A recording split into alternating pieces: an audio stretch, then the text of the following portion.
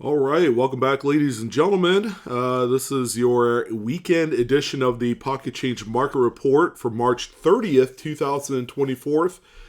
And actually, it's our last one of the month. So we're going to check and see what kind of coins I've been selling here on eBay within the last day or two. And this video helps represent on a smaller scale the type of coins that you can find out there in the wild today.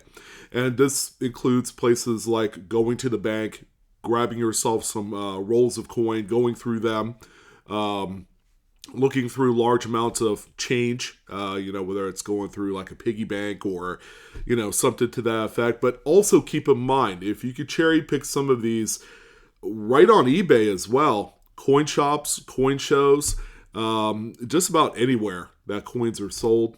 Flea markets, another big one too. I know there are some people that resell coins of various types at flea markets, and oftentimes die varieties and mid errors, they tend to fall through the cracks. All right, especially to those who are a little bit less uneducated. So this might be a good opportunity for you to add something really nice to your collection that you paid a little bit of money for, or perhaps find something that you have purchased at a really great value, turn around, resell it, flip it for a pretty good profit. It's going to be a great way to pad your wallets with some extra cash. And this is something you can do all throughout the year. All right, 2024, we got new coinage out there bearing the 2024 date. So there's constantly new stuff to be on the lookout for. And that brings me to my next point, okay? Grading. I get this question all the time. Should I grade this? Should I grade that? 99.5% of the time, don't grade your coins. It's not really necessary. You're going to find a wide range of different coins on today's report, especially that sell for as little as a couple dollars to $5 to some that sell for multiple thousands of dollars, and they're all in raw, ungraded condition. That's very important. Grading doesn't necessarily add any extra value to a coin.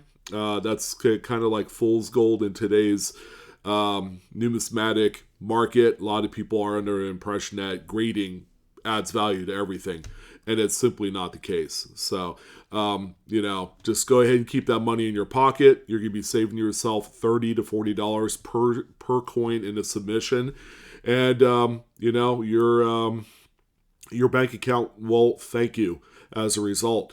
And then finally, my last point, all of the images today in this video are 100% original to the seller's listings. We didn't juice or doctor any of them to make them look better.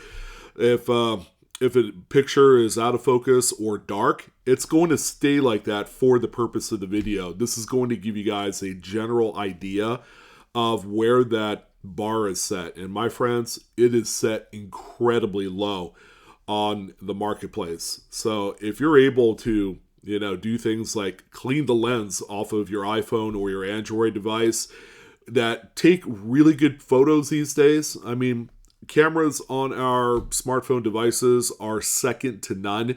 You might as well take advantage of that technology. One of the big things is just go ahead and clean that lens.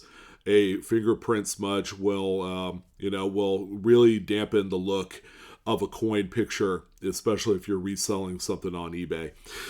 So let's go ahead and take a look at some of these listings. We don't have any whatnot notifications for this week. We do have sales coming up here in the following week, the first week of April. No April Fool's joke, nothing, for regarding that. I will notify you guys on the Monday market report on hopefully tomorrow night. All right, so let's go ahead and check things out here. Thank you guys again for all your views and support.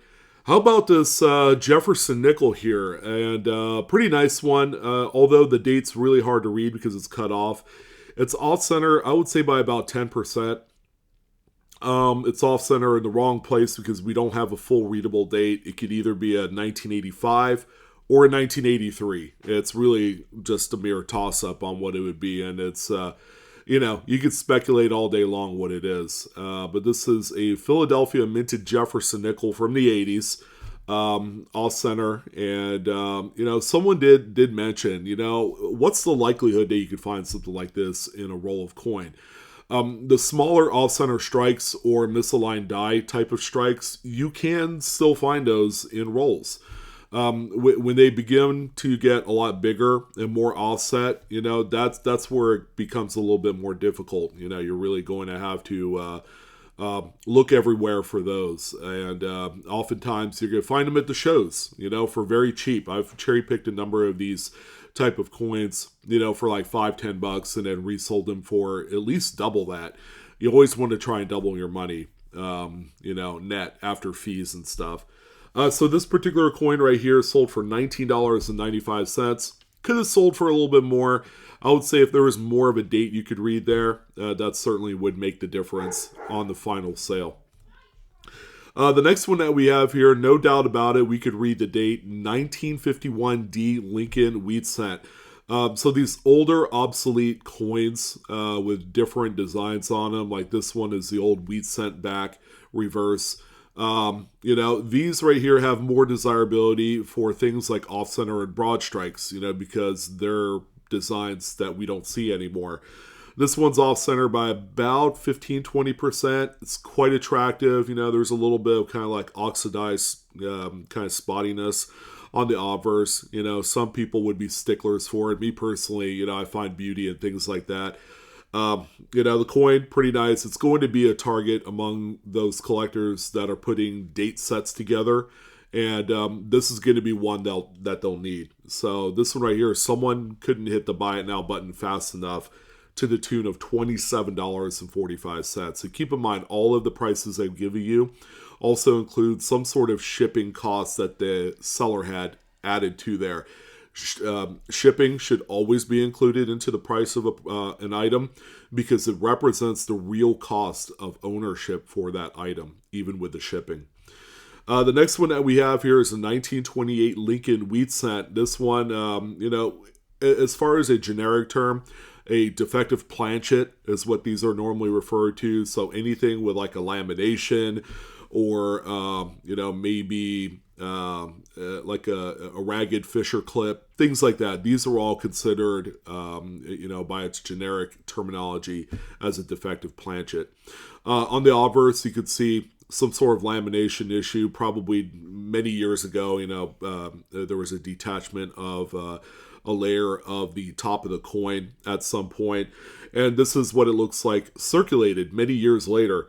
This one right here, $13.45. Things like laminations and all that, these are like the more common type of mint errors that you could come across. And it's all a byproduct of how the strips and things, the original planchets were prepared at the time, So keep that in mind. If you do come across these, they're always worth saving. And here's our good old friend right here, the 2021 P Washington crossing the Delaware quarter. And we all know this one as being the crown die chip. It's that die chip that's on Washington's hat. On the reverse, this is kind of like what I would consider to be the medium-sized crown die chip. There is one that's a lot bigger than this. But even on the medium, you could see that die chip encroach into E pluribus unum. So when you have things like that, where a die chip actually affects multiple devices on the coin, that's where these things really begin to take shape and they'll cook in the marketplace. Now, the crown die chips, we've seen, in 2021, it's 3 years ago, that's this thing that's since released, had sold for between $100 to $200 and sometimes even higher than that for pristine type of example. So this one right here had circulated quite a bit. The market has cooled on these even 3 years later, only because the people that really wanted these at the onset, they paid all the money in the world to have them. So are these still worth anything today?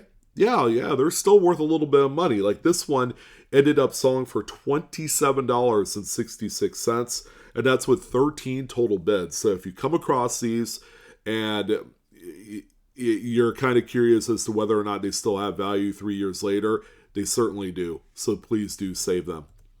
Here, much like the 1928 Lincoln that we saw a few slides ago, is a 57D. This one is actually a lot more impressive. Detached lamination, and sure, it's still considered a defective planchet by definition. So a flake, a layer of the coin had fallen off at some point, and that's really due to the impurities within the metal mixture, and that's what causes things like this. So this one right here, ladies and gents, sold for $15.45. The bigger that lamination is on a coin, the more that they're worth. Okay, the more dramatic they are, the more money that they're going to capture on the secondary market. And here's another favorite from 4 years ago, the good old American Samoa Double Bat National Park Quarter. No real obverse or reverse pictures of this coin was displayed by the seller. Okay, and I want to tell you guys that if you're going to be doing this, at the very least, take a full image of both the obverse and reverse of the coin, along with any relevant close-ups. I would say, for the most part, 4 to 6 photos for these type of coins is more than adequate. All right, I probably wouldn't go anything above that. So in this particular case, we have a strike through right on good old Mama Bat's face. This was a common occurrence. That particular strike through varied in size because it's all field restricted. And there are some examples that have a much bigger strike through that literally obliterates the entire face of that bat. Those are the more desirable. Even to this day, they're still worth hundreds of dollars. This one right here is still a good one to keep if you do come across it. And I'm happy to say that it did sell for $35, and that's with 12 total bids accumulated. A lot of people were interested in these. Even 4 years later, there's going to be other collectors that come in. They've heard about this coin, and they're going to want to pick one up. And that's kind of where we're at right here. This particular one, I've seen sell for as high as $75 to $100 back in the day.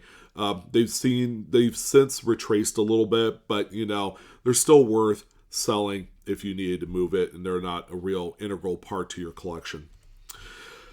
So this particular one right here was actually kind of misdiagnosed by the seller as being a cracked planchet. All right, either a cracked planchet or just a die crack on there. But if you look close enough, it's a 1960D Roosevelt dime, so it's the silver era of this particular coinage. So it's 90% silver. But what we have here is a detached lamination, or possibly could have been a very thin clamshell lamination that was on there at one point. But you're going to notice some pretty significant weakness on the area to the right of that obverse there. You can even see that the last digit of the date is completely gone as a result of that lamination. So this one right here sold for $36.45. Quite a nice, very dramatic error. And again, if you don't know what you're looking at, this can really trip up some of the newer collectors out there. But when you really dig in and you begin to take closer look at various points of the coin, the devices, how the crack kind of forms at certain areas, like right there at the 1 o'clock to 2 o'clock position, you could actually see that crack kind of go up to the rim and then follow the rim and then come back into the design, thereby kind of concluding that this one is indeed a delamination. Next one that we have here is one that should always be at the top of everybody's list in the hunt. 1972 doubled die obverse. This is the FS102. In a cherry picker's guide, that's simply just a catalog classification number. The Favaz Stanton number is always a huge part of the cherry picker's guide universe of die varieties. And these are traditionally gradable by PCGS and companies like that. So if you're able to find one that's in really nice shape, it probably wouldn't be a waste of your time to send this off to like an Annex or an NGC to see if you could get a much higher grade on there. PCGS does charge quite a bit more for variety attribution, so if you want to save a few bucks, use the other grading services. But what we have here is one of the premier double the dies. If it isn't the FS101 or 104, which are the two biggest for the date, The 102 comes in, I would say, at a close third as far as the strength of the doubling. Here are a couple of the main focal points on the obverse. So you have the motto, "In God We Trust," showing just incredible doubling. Liberty as well, you could see that in there. And also the date on this one is also quite nice. So this particular one, nice raw, full red example. And this particular seller has sold many of these at this price, $153.90. But I'm willing to bet that if you send it off to a grading company, it comes back like a 65 or higher. You probably might as well just 2x that money, because you would easily double up here on this one. So the next one that we have here is a Franklin half dollar. It's a 1963 Denver. And for those of you that know me, I keep track on coins like this, okay? Larger denomination coins with like laminations and rim clips and various other things that we see quite often on much lower denominations. This is actually more scarce to find on the larger coins.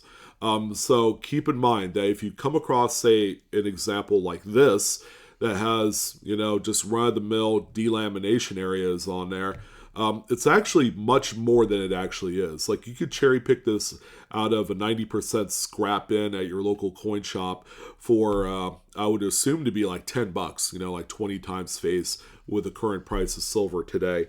So with that being said, this individual, the seller, ended up moving this for $38.95.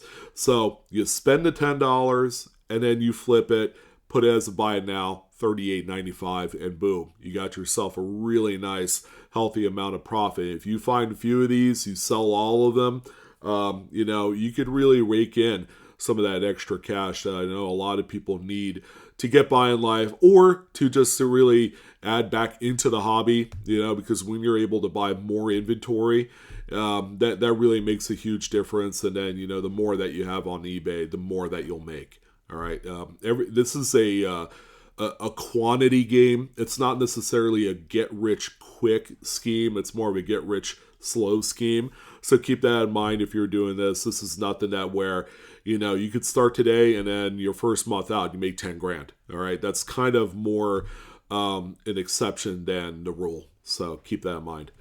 Here's the 1998 beautiful double struck uniface Lincoln Memorial Cent. You got a full readable date on one. Too bad the other side, that off-center struck portion, doesn't have a readable date. That'd be just extra special. Coin, believe it or not, has a little bit of, kind of like nice toning on there. You notice on the off-center portion of the reverse, it's blank. That's why it's called a uniface. That means there was another, probably planchet or another coin that was overlapping this one when the second strike was done on there. So as we would all guess, this is a very incredible mint error. This one sold for $430.55. I think just a mixture of eye appeal and the date and just how cleanly it was executed during that time. These all kind of play into factors of, just the overall value of these type of coins. Pretty simple one here. 1961 Lincoln Memorial Cent with a little bit of a sheet clip on there, a little bit of curvature. And, let's not forget that these do have value well above and beyond face value. Sure, it's kind of like the low end of the totem pole for mint errors. But how about $14.50? I would take that all day long. I wouldn't even bat an eye. Usually with things like this, throw them up for $10 to $15, buy it now. And eventually they will get picked up. And here's one that is still a constant in today's PCMR, even in 2024.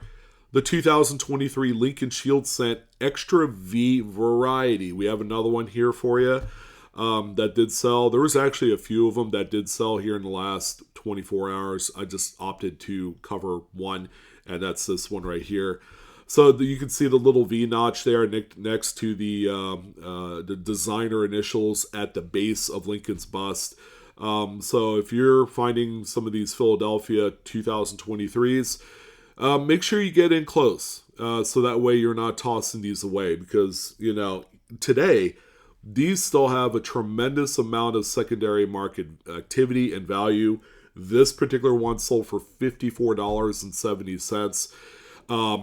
You'll be tossing away $50 bills if you don't take a close look. And considering that the coin is barely a year old, there's going to be a pretty large quantity of these that are still circulating around in the world today. Probably more notable in the New York State area, which a lot of these did end up getting distributed at. 1948S, pretty nice one here. Nice BU Roosevelt dime. A lot of big varieties in the Roosevelt dime series, going all the way up to, I'd say 1970. This one right here is a notable repunch mid-mark. This is RPM number 3. And the seller always does a great job with these. You can see the secondary S mid-mark is punched west of the primary here on this one. So use your jeweler's loops. Get in close. Anything 10 times power magnification or better is going to be the best. This one sold for $33.90, which is a pretty good sale considering that a BU 48S tend to be able to be purchased for around $10-15 in today's market. And here's one of those big coins that, if you know how to find a legit one that's not a counterfeit, then you could have all of the confidence in the world of buying something like this and not feel bad about spending $2,486.99. A little bit of toning on the reverse. The coin probably was cleaned at one point, kind of hard to say. You always have to figure that why is a coin like this not a graded holder? But from what we've seen on previous PCMRs, there are quite a few three-legged buffalo nickels. There's a lot of the FS 101 1955 doubled dies that come across as ungraded that have sold for a tremendous amount of money. This one right here looks to be real good. This was a quick little buy it now hit, and I think someone was enamored with the color on the reverse. We don't see too many nicely toned 55 DDOs in the market these days. Here is actually a very minor one, but an actual BEP employee did spot out the fact that this had either a little bit of a miscut or a misaligned second print. That red crayon mark is what they call the rejection mark. So typically during the quality control process, a BEP employee will do the once over on the sheets or the actual cut pieces of currency. And if they notice, anything that they didn't like this case, see that left margin's really tight, the overprint is shifted a little, or it might be centered to the note. It's just that base black print is shifted to the left a little bit. So things like this generally are pulled out of the batch and then replaced with a star note, and that's kind of how the star notes play a role here in this. The reverse, this is what the reverse looks like, and I don't know if a BEP employee wrote text in black charcoal or wax crayon type of print on the reverse. But yeah, the note seems to be in pretty good shape. I don't see any folds anywhere. So this one right here sold for $36.75. I've seen these quite a bit. Usually that red rejection mark is pretty much faded on a lot of these notes, but this one's very vivid. A couple really nice 4-coin lots. I would say this guy is probably an avid roll hunter of Kennedy half dollars. Here's a lot of 4 Kennedys, all with some sort of strike-through error. So there was some grease and debris on the dies that contributed to a general amount of weakness on all of these coins that you see here. And it's more than what we're just seeing on the obverse of the coin, but some of the reverses also have quite a bit of strike-through as well. Pretty good deal here with this, $34.36. If it were me, I'd probably buy this lot and sell each coin for $20, as buy it nows. And again, that's part of the get rich slow scheme, where you're relisting coins like this in a bulk lot and at least doubling your money, if not more. And we also have this here, a group of 4 1982 Philadelphia Kennedys, all with the missing FG initials reverse. This is a great cherry picker's guide variety. And, you know, to a lot of people, we see 50 cents a piece here. These typically sell on the secondary market in good shape, and these all seem to be in relatively good shape for between $10 and $25. So this particular 4-coin lot sold for $32.36. I could see where we could possibly double up our money here. So great catch by whoever purchased this one. And, you know, this is going to be one of the more common varieties that you'll find in a Kennedy half box. Or a $50 box in general, because you can find like Franklin's and other things in there. 1977 dollar bill. It doesn't take a rocket scientist to see that there is an overshift or overprint shift on this one. So the sheet was misaligned when the overprint was applied. Pretty dramatic one here. And it sold for $113.95. The reverse of the note showing just a really nice centered print. Okay, nice even margins all throughout. And we also have a 1950A $10 bill here this time around. This one is shown as misalignment. Okay, you can see that the note on the front has a much thicker margin on the right. I believe this is on the reverse, and it is. There you go. Pretty funky here. That the reverse print was all over the place, so that sheet was tilted and, you know, kind of like not in its usual spot before the reverse was printed on the sheet. This one right here sold for $149.95. There's just a ton of things wrong with this note, you know, other than the reverse misaligned print, but there's also some misalignment on the front as well. So pretty good catch here on this one. And probably one of the craziest, most speculative, most gambly listings I've seen in quite some time. I'm telling you guys, buyer beware. This is per the seller, a bank-wrapped roll. And I can tell you this right now. I don't think it's the original bank-wrap roll, you know, based off of, you know, other OBWs I've seen in the past. So this is a full roll of BU 1944 Lincolns. Okay, that's what was being sold here. So before I show you guys the next photo, this particular one roll lot, and keep in mind a 44 OBW roll or BU roll, whether it's in paper or in a plastic tube, I think sells for like 35 to 40 bucks. It's not a lot. That's like gray sheet price right there. But somehow this one ended up selling for $1,479.75. And get this, that's with 55 total bids to get to that amount of money. So what is the selling point here with this one? Why did a $40 roll sell for $1,400? It's because of this coin. The seller had made some dramatic kind of like salesy pitch to everyone that looked at this lot and said, hey, there might be a transitional error where there's a 1944 that was struck on a steel planchet. You guys remember in 43, they converted the composition to a 1-year type zinc-coated steel, and then it went back to the original copper or bronze in 1944. So the theory is here, oh, you just never know what you're going to find in this roll. There could be, hey, one of these, a $150,000 to $200,000 coin.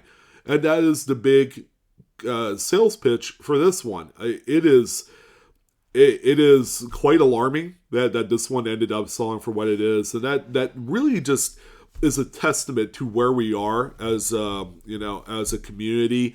There's still a lot of learning that needs to happen here. Education, I'm telling you, you cannot skimp on education, because you're going to end up spending this kind of money on pure base gambling and speculation on the coin that may or may not be in that roll. And if you don't know when an original bank wrap roll is from the 40s or 50s, you're going to struggle mightily. All right. So yeah, this was, it was tough to see, but I thought I would let you guys know that this kind of practice is now out there. You know, it's kind of like, you know, the secret, you know, what's the secret in this one? And then, they're playing off of the naiveness of the folks out there that are looking for, a big score. So, yeah, kind of crazy. But we do have a couple more before we're all done here on this one. Really nice $2003 bill with a fold over. All right, so there was a fold over on the subject sheet, and it got printed over. The fold never got unfolded before all the print occurred on that subject sheet. So you can see the overprint of that green seal and a few other elements as well. That's what the reverse looks like. All right, so somehow, some way, this note did circulate a little bit, which is really crazy. So this one right here sold for $174.15 with 27 total bids, which is quite a nice sale.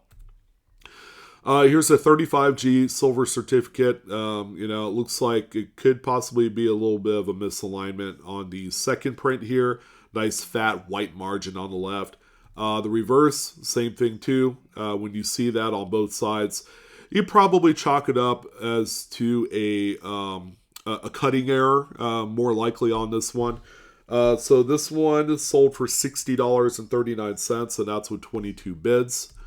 We also have another one that we talked about on the previous edition of the PCMR. Here's another one of those 2004D Wisconsin low leaf variants. This one you can see right here has an extra engraved low leaf, which was never part of the original design. It was speculated that these were intentional varieties on these dies. So this one here sold for $85.65, and that's with two bids. Still a very popular coin, and these distributed in the south central region of the U.S., Texas, Oklahoma, Arkansas. You can still find quite a few of these in that area today.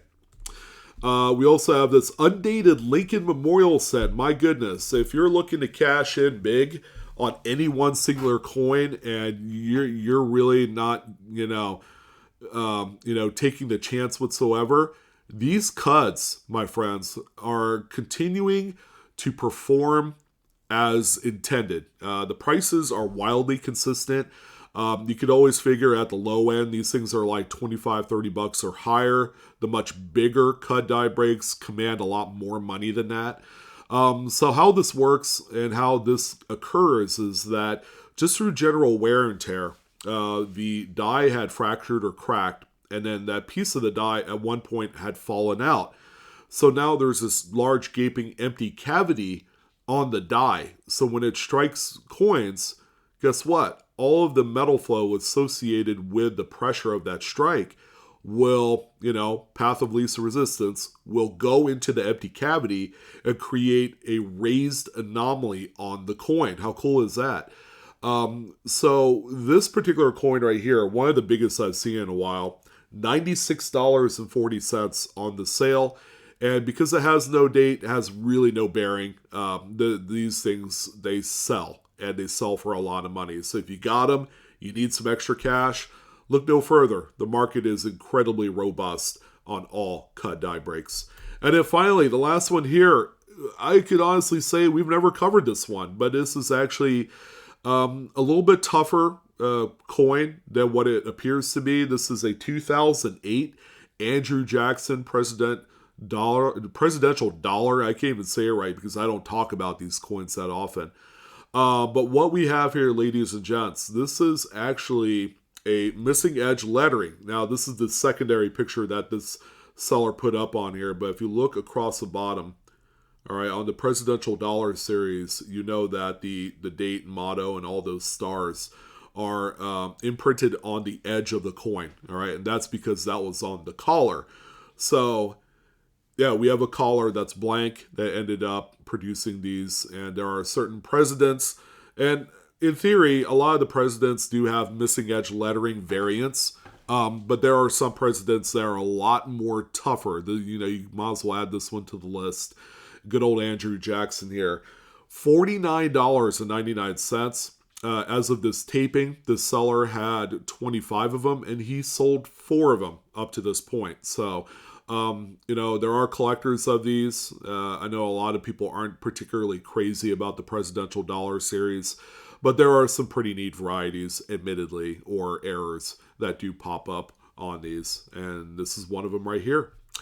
All right, well, that's going to go ahead and wrap things up for the weekend edition of the PCMR. Keep in mind, the video is for informational purposes only. Content is not financial advice. Please do collect and grade your coins responsibly, as always. That's going to go ahead and wrap things up. I'm your host, Sean, with Blue Ridge Silverhound. I want to thank you guys for tuning in this weekend, and I hope this video gives you some inspiration to go out there and find your treasures, because there's plenty to go around. And when you do find it, it's going to make you feel awesome. All right, so you guys take care. Thank you guys again. And I will see you on the next coin video. So long.